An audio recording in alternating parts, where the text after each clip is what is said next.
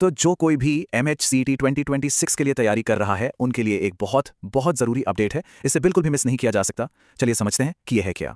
तो ये नया टर्म आया है अपार आईडी। अब ये है क्या? आसान भाषा में समझें तो ये अपनी पढ़ाई लिखाई का एक डिजिटल पासपोर्ट है। मतलब जितने भी फिजिकल डॉक्यूमेंट्स हैं, वेरिफिकेशन का झंझट है, वो सब खत्म। सारी की सारी एकेडमिक मेहनत और अचीवमेंट्स एक ही जगह पर डिजिटली सेफ रहेंगी। और एक बात साफ कर दूं, ये कोई ऑप्शनल चीज नहीं है। जी हाँ, MHCET 2026 के रजिस्ट्रेशन से लेके काउंसलिंग तक, मतलब हर स्टेप पर इसकी जरूरत पड़ने वाली है, तो इसे हल्के में लेने की भूल तो बिल्कुल मत कीजिएगा। ठीक है, तो सवाल ये उठता है कि इसे बनवाना कैसे है। इसका प्रोसेस इस बात पर डिपेंड करता है कि कोई अभी भी स्टूडेंट है या फिर अपनी पढ़ाई पूरी कर चुका है। तो चलिए देखते हैं कि किसके लिए कौन सा रास्ता सही है।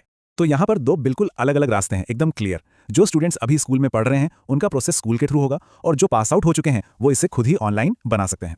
तो चलिए सबसे पहले उन स्टूडेंट्स की बात करते हैं जो फिलहाल 12वीं क्लास में हैं। देखते हैं कि उनका प्रोसेस स्कूल के साथ मिलकर कैसे पूरा होगा।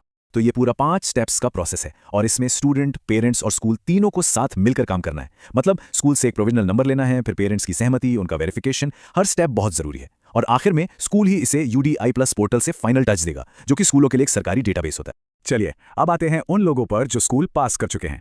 इनके लिए यकीन मानिए प्रोसेस कहीं ज्यादा सिंपल और डायरेक्ट है। बस करना क्या है, अपने डिजिलॉकर अकाउंट में लॉगिन करना है। अरे वही जो अपना डिजिटल डॉक्यूमेंट्स का सरकारी वॉलेट है, वहां जाके बस आधार ID सर्च करना है, अपनी डिटेल्स डालनी है और बस कुछ ही मिनटों में ID कार्ड बनकर तैयार। तो प्रोसेस तो हमने समझ लिया है ना, लेकिन कुछ कॉमन मिस्टेक्स हैं जिनसे बचना बहुत बहुत जरूरी है। तो चलिए अब देखते हैं कि क्या क्या सावधानियां रखनी है ताकि कोई भी प्रॉब्लम ना आए।